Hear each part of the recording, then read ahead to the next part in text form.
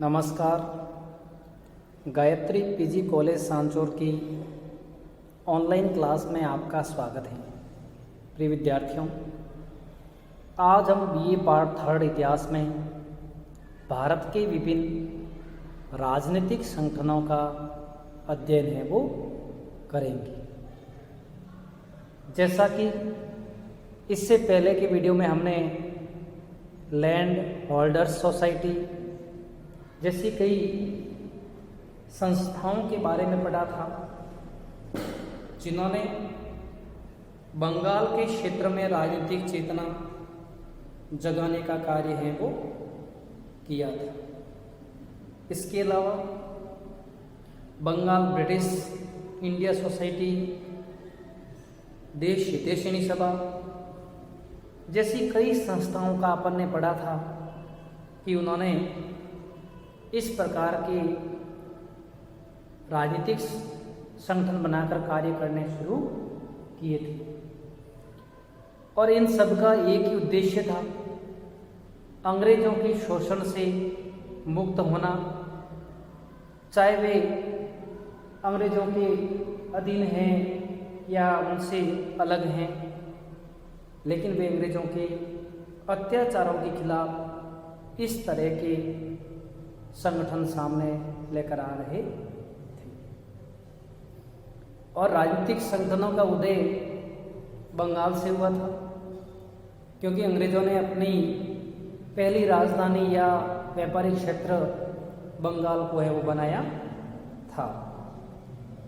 आज हम इसी कड़ी में अगले कुछ संगठनों का और अध्ययन करेंगे। उनमें है इंडियन एसोसिएशन नामक संगठन। तो देखिए, इंडियन एसोसिएशन संगठन है, ये भी बंगाल व आसपास के जमींदारों की संस्था थी।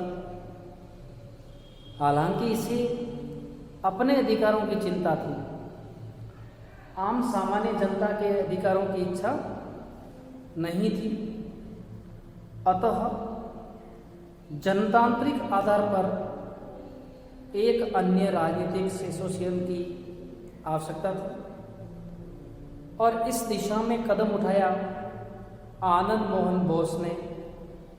उन्होंने समान विचारों वाले प्रमुख लोगों के साथ मिलकर 26 जुलाई 1876 को कलकत्ता में इंडियन एसोसिएशन की स्थापना की थी। उस समय सुरेंद्रनाथ बनर्जी तथा अन्य युवा नेता इस संगठन को अखिल भारतीय बनाना चाहते थे और इस संगठन के प्रमुख उद्देश्य तय किए गए थे। पहला उद्देश्य था कि देश में जनमत की एक शक्तिशाली संस्था का गठन करना जो जनमत पर आधारित हो। नंबर 2, सामान्य राजनीतिक हितों के आधार पर भारतीय जातियों और जनता को एकता के सूत्र में बांधना। तीसरा है हिंदू मुस्लिम मैत्री भाव को बढ़ाना। और चौथा है महान सार्वजनिक आंदोलनों के प्रति जनता की भागीदारी को बढ़ाना। ये जो कारण थे एसोसिएशन के मुख्य उद्देश्य थे और इन उद्देश्यों के आधार पर उन्होंने कई गतिविधियां हैं वो शुरू की थी। जैसे 1879 में सफलतापूर्वक सिविल सर्विस आंदोलन चलाया। 1879 में स्थानीय स्वायत्त शासन आंदोलन चलाया। इसके बाद यह दौर चलता रहा। 1876 से एसोसिएशन ने किसानों के अधिकार संबंधी महत्वपूर्ण काम किए। 1883 में एसोसिएशन के नेता सुरेंद्रनाथ बनर्जी को गिरफ्तार किया तो उनके खिलाफ आंदोलन चलाया गया। इल्बर्ट बिल के पक्ष में सारे बंगाल में जबरदस्त आंदोलन चलाया गया।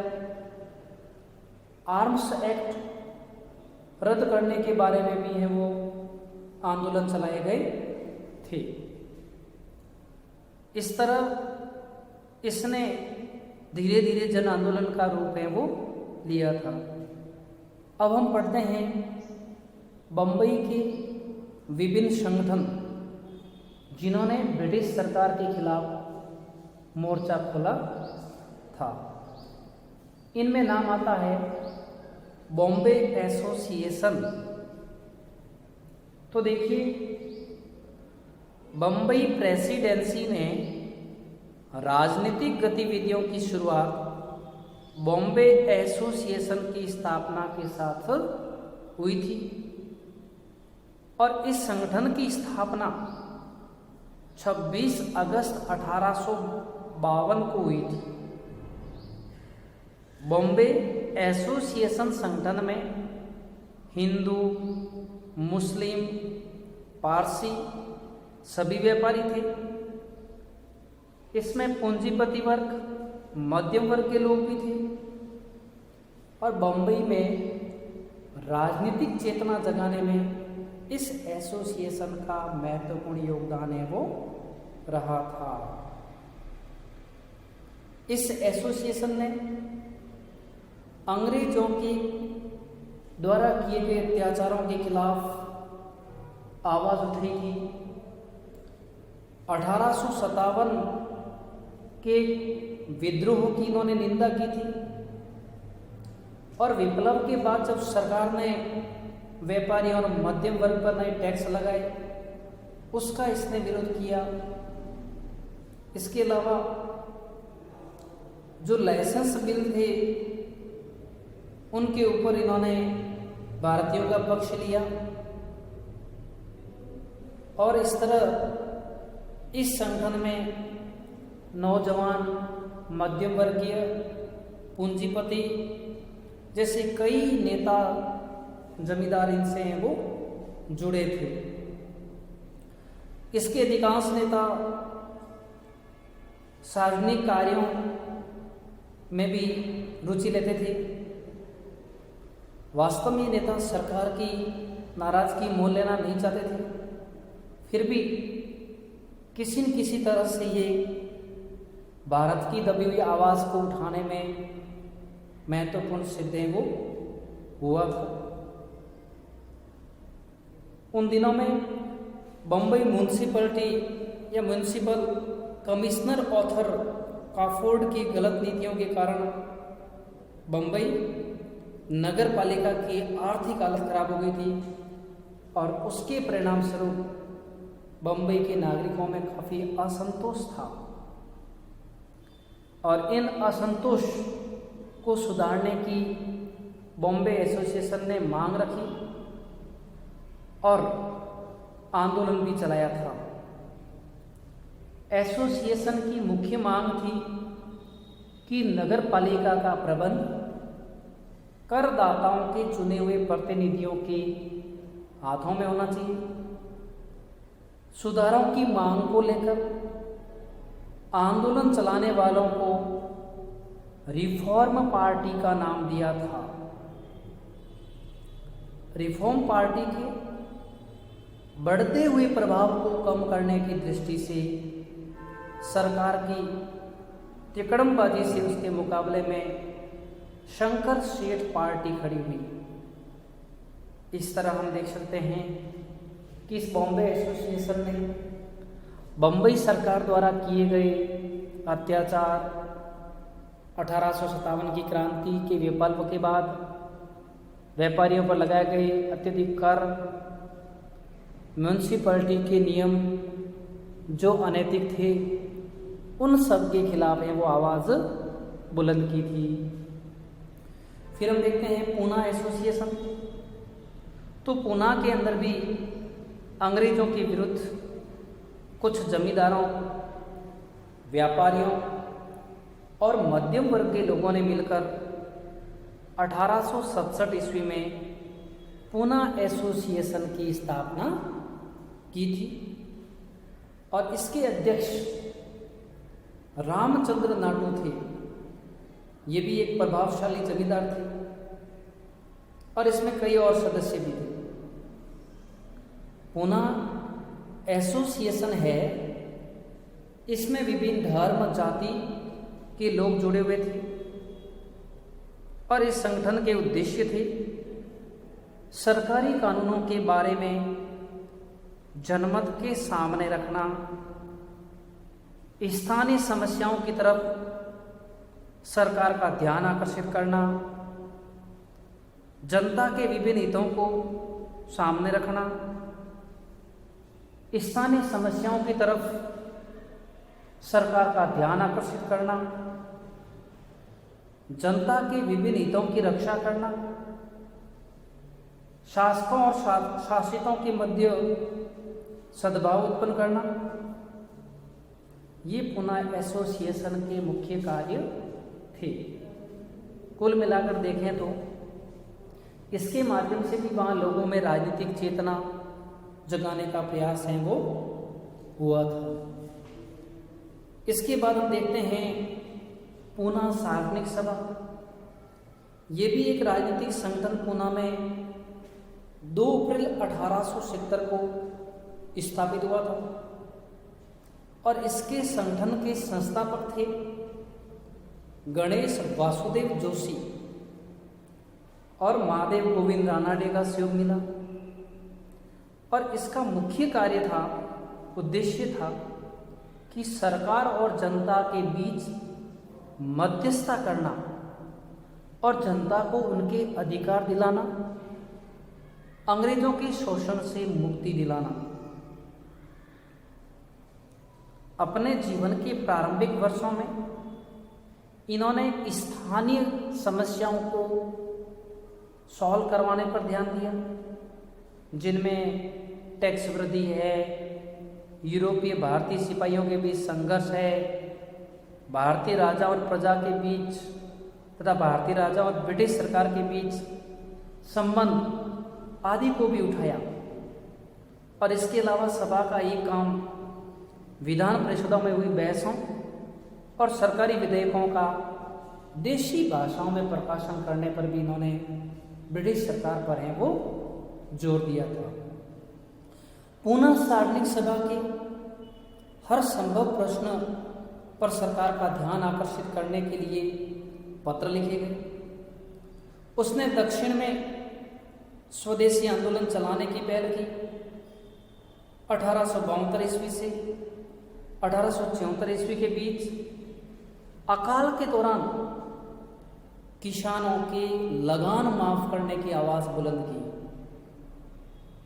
और इनके कार्यकर्ताओं ने गांव की समस्याएं, किसानों की समस्याएं, पीड़ितों की समस्याएं सरकार तक रखी और सरकार ने काफ़ी हद तक इनकी समस्याओं पर ध्यान भी है वो दिया था। इसके अलावा इस संस्था ने अपना एक समाचार पत्र भी निकाला था और उस समाचार पत्र में महादेव गोविंद रानाडे जैसे व्यक्तियों ने कई लेख लिखे थे और उन लेख में जनता में जागृति लाने का प्रयास किया गया था। इसके अलावा जब भी सरकार संगठन की मांग मानती और अधिकार देती तो ये सरकार का अभिनंदन भी करते थे। महारानी विक्टोरिया के केसर हिंद की पदवी धारण करने पर पूना सार्वजनिक सभा ने मई 1876 ईस्वी को अभिनंदन पत्र भेजने का निर्णय किया था। इस अभिनंदन पत्र में ब्रिटिश शासन की प्रशंसा की गई थी और इसका मकसद था कि ब्रिटिश शासक की प्रशंसा करने से ब्रिटिश सरकार खुश होगी और ब्रिटिश सरकार खुश होने के कारण वह उनके कार्यों को तवज्जो देगी। इसके अलावा मद्रास नेटिव एसोसिएशन अर्थात 26 फरवरी 1852 को मद्रास में भी ब्रिटिश सरकार के अत्याचार व उनकी शोषण व पीड़ित नियमों के खिलाफ इस प्रकार के संगठन दक्षिण भारत में भी आए थे, क्योंकि उस समय दक्षिण भारत में भी अंग्रेज इन व्यापारियों, मध्यम वर्ग, जमींदारों का शोषण करते थे। इसके बाद मद्रास महाजन सभा देख सकते हैं, इसने भी उस समय वहाँ पर जो जनता के अत्याचार व सरकारी मशीनरी द्वारा जनता से मुंह मांगा कर वसूल करना आदि के खिलाफ एकजुट होकर आंदोलन है वो किया था। तो हम समझ सकते हैं कि उस समय भारत के बंगाल, बॉम्बे, मद्रास जो अंग्रेजों की प्रेसिडेंसियां थी और यहाँ पर कई बुद्धिजीवी वर्ग के लोग, शिक्षित वर्ग के लोग थे, उन्होंने अपने संगठनों के माध्यम से ब्रिटिश सरकार की समस्याओं को दूर करने का प्रयास किया। शुरू में यह जमींदारों तक सीमित थी, लेकिन बाद में इन संगठनों का दायरा विस्तृत हुआ और जन कल्याण व सार्वजनिक कार्यों में भी रुचि देखने को मिली थी।